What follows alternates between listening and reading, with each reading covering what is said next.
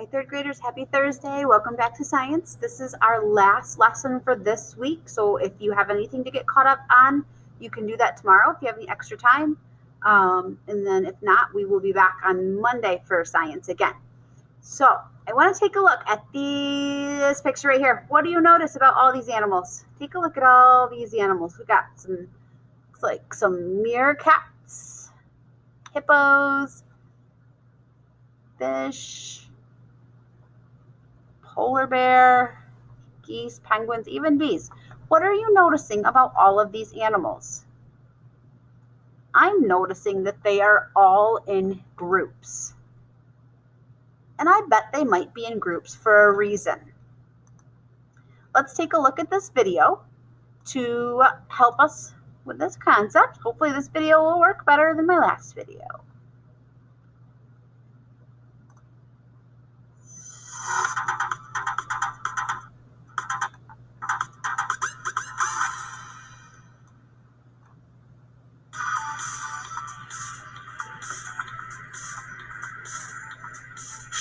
Anthony, you're crazy. What are you doing? Hey, Dr. Jeff, what are you looking at? Oh, this is my homemade ant farm. So that's where they grow all the ants. Not quite, Bert. An ant farm is a container people keep to study their group behavior. I don't get it. Aren't animals usually competing for food? These ants just look like they're... Working together like a group. That's right, guys. Animals often work together as a group in order to survive. I'm Dr. Jeff Vinegar, and today we're going to explore the science of animal group behavior. We'll look at animal group behavior, which can involve a few animals or thousands. We'll learn how animals form groups to defend themselves. And we'll explore how groups can help animals get food.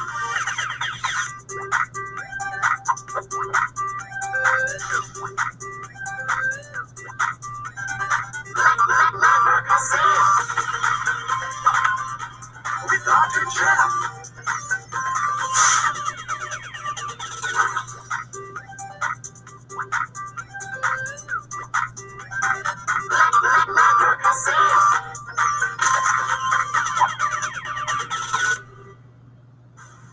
Welcome to Labracazam, where we make science make sense. So how exactly do ants demonstrate group behavior? Great question, Zoe. Like humans, ants are social animals.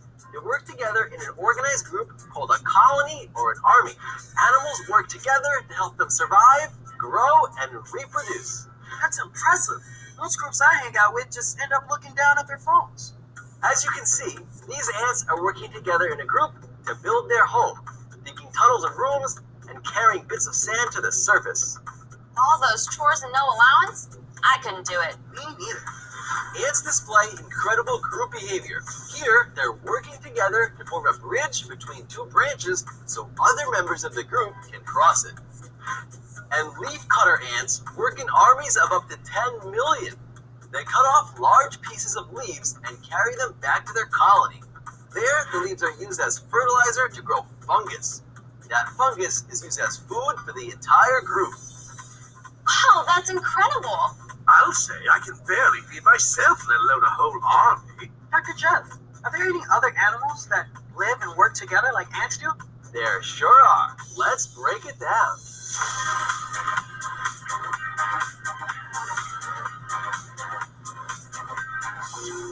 Like ants, honeybees also work in groups to build nests, reproduce, and perhaps most importantly, gather food. To feed the rest of the colony, worker bees collect nectar from plants. They store it in a separate stomach called a honey stomach until they get back to the hive. Then, the worker bees can share the nectar with baby bees called larvae and other worker bees, helping to feed the entire group. Wow, so groups can help each other survive by building shelters and gathering food. Labracazam. Ants? Bees? Seems like mostly insects work in groups. Actually, it's just the tip of the iceberg. There's lots of examples. You want to see some more? Yeah. Uh-huh. I think that means it's time for a Field trip!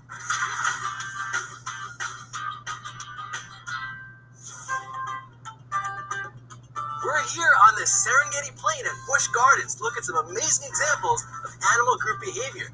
This is Gabe. He's an animal care specialist. I see we have wildebeest here. Tell us a little bit about them and their group behavior. Group behavior is really, really cool with wildebeest because they're known to be in such large numbers. Smaller groups could be 10 to 15, but you could find them up to 1.2 million strong in eastern Africa at the Great Migration. What is the Great Migration? The Great Migration is a really, really important movement of many, many land mammals that go in a huge circle. Why do they do that? They're doing it eating grass. There's seasonal grass here, and there's rain up here. They're going to go up there, eat the green grass. They're going to move back down here, eat some green grass. So it's just a continuous cycle every single year. How far do they go? There's several estimates, but 600 to 800 miles round trip. And what's the reason that they make these big groups? The big groups are there mainly for safety. The more eyes looking out for predators, the better. So they do that to defend themselves. Yes, that's one of the ways they can do that. So there you have it. Animals can form groups that are really big, like millions of wildebeest, and also really small groups. Let's check out some more examples.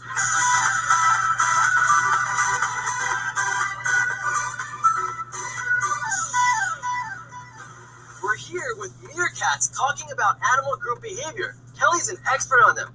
Kelly, I see one of them standing up like this. What are they doing? Well, that's exhibiting probably the most popular, well-known meerkat behavior, and that's called a sentry. That job for right now is looking around to make sure there aren't any predators coming down. One of their major predators is birds of prey, so they're looking up and around. I don't see meerkats a lot. Where do meerkats live? Meerkats live in Africa, the Kalahari Desert. They have that fawn kind of gold color, so they kind of blend in with the desert sand and the savanna. You'll see those dark markings around their eyes. That's to help them absorb that sunlight so they can see better. And then they live in burrows that they dig. What are the burrows like? So the burrows can be several feet down, about 6.5 or so, and there's many different rooms, as many as 15, with many different entries and exits so that they can escape or hide from predators. How do they work together as a group when babies are born? There's an alpha male and female that give birth to up to 8 pups, but usually there's only about 3 or 4. They stay in the burrow for about 3 weeks, but everybody, father, siblings, everybody helps take care of them. Thanks, Kelly. That was great. Here we have a big group of over 100 flamingos. It's called a flock, and the flamingos display some very interesting group behavior. Tell us more is Bethany. How come they form groups, Bethany?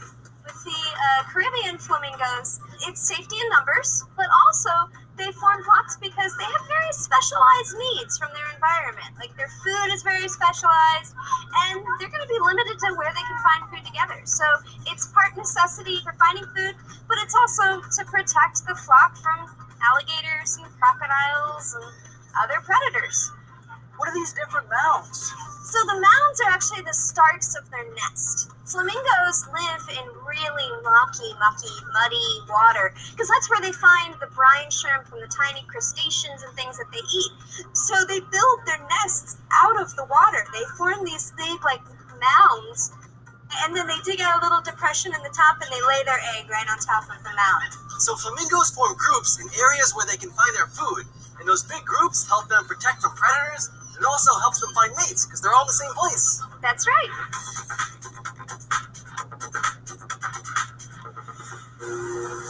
Next, we're going to look at lions and see their animal group behavior. Kelly, tell us how these lions relate to each other. Well, these lions have been together since they were just cubs, so they've been in a group situation. They know each other really well. They are the only social cats in the world. I think that's why people relate to them so well, because we see some of those same likenesses. They are very affectionate with each other. They rub up against each other, and they're very demonstrative of how they feel with each other. Right now, Kempe is sort of hanging around with Shatuko. She will occasionally vocalize if she wants a little bit of space. Sometimes it's just the opposite. They're trying to play, and they have all those different characteristics of your cats playing at home. How does a pride work together to get food? They do hunt together, so they will creep up on their prey. They stalk and strike, sort of in effect, and they will chase it, but not for long periods of time. Not like your cheetahs or your hyena that are built for more endurance running. What other reasons do they have to form these groups? Well, it's self-protection as well. Some of the most impactful interactions that lions have are with other lions. male lions, when they grow up, they get ushered out of their own pride to form new pride. So typically it's 2 to 3 young lions that will leave. They're either brothers or cousins. They'll go to find a pride of their own. So there you have it. Lions work together in groups to hunt, to find mates, and for safety. Those are some pretty amazing animals. But what about group behavior in our daily lives? With that, let's check it out with some real-world science.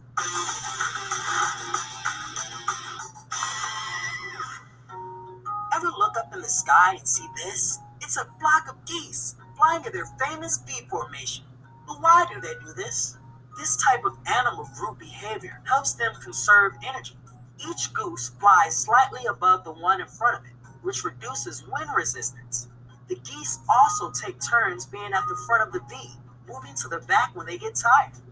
Schools of fish are an example of group behavior for survival. Fish traveling in large numbers are much less likely to be eaten by a predator. So much less that nearly 80% of known fish swim in schools in order to survive. People also use group behavior, like when bicyclists ride in a group to lessen wind resistance. Similar to the geese, each cyclist creates a pocket of air behind them as they ride, allowing the rider behind them to use less energy as they keep up with the group. We see human group behavior every day, from people huddling to stay warm, working together to build shelters, or coming together to rescue people from danger or disasters. It's truly amazing what can be accomplished when we put our heads together and work as a group. Now, let's see what Zoe's up to. Today, I'm going to show you how to explore animal group behavior at home by making your very own ant farm. To start, you'll need 2 clear containers with lids, one large and one small enough to fit inside the other container, sand, a barbecue skewer, water, an apple, and a tube with ants, which you can order online for only a few dollars. First, fasten the lid on the smaller container and place it inside the larger one. Next, fill in the spaces between the containers with sand, at least 3/4 of the way to the top, but not all the way. Now, take your barbecue skewer and use the end to poke a few tunnels along the end of the container. This will give your ants a head start on digging their tunnels. Before placing the ants into your ant farm, put the tube into the refrigerator for a few minutes. This will slow the ants down and reduce any chance of stinging. Now you're ready to take your ants and place them into the container. Add food like an apple slice and water. Over time, ants will work together to dig the tunnels. Look through the container to observe animal group behavior, like the ants carrying bits of sand to the top. What other factors might affect their behavior? Feel free to experiment. Try yourself.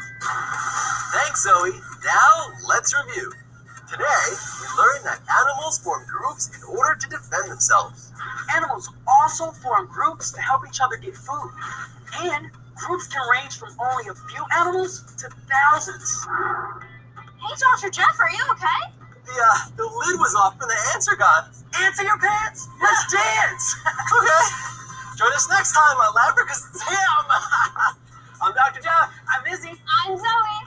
Remember, always question, always wonder. Okay, so we just finished watching the Generation Genius video, all about our animals and living in groups. We are now going to just do a quick worksheet on a thing that's called Wiser Me. So inside, right now you're watching this video, but you'll notice that there was a link below in your Google Classroom, and it says Interactive Worksheet Wiser Me. So what you're going to do after you watch the video is you are going to click on this. It's going to take you to a separate website, and you're going to choose sign in with Google. So you're going to click sign in with Google. You're already on the student sign up page. So click sign in with Google. I'm going to click sign in with Google. And then I'm going to choose an account, and I'm going to use this account right here. Oh, and then you might have to you shouldn't have to put your password in. I have to put the password in because I am logged in as several different people. You won't have to because you're logged in on your Chromebook.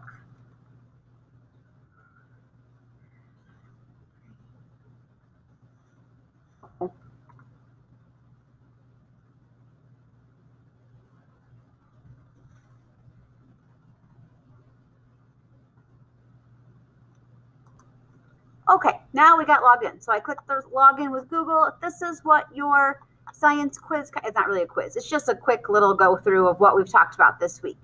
So what this has is a nice thing. It has a question, what is an inherited trait? You can also click this play button and it will read the questions and answers to you. So you're just going to go through. There is one kind of what we talked about today. It says, what is the benefit of being in a group? So think about that video we just watched, the animals, and just write a quick explanation here. There is an option to record your voice. If you, it'd be better if you type, but you could leave me a voice message if it gets too long. And you have one more question down here. And the last thing that you do at the end, you do have to make sure that you click hand in work. So it's you can't just answer all the questions and then it'll just kind of sit out there and it won't tell me that you're done. So you got to click hand in work, and then it will hand it in for you. So that is all you have for today. I hope everyone has a great, safe Halloween weekend, and I will see you back Monday.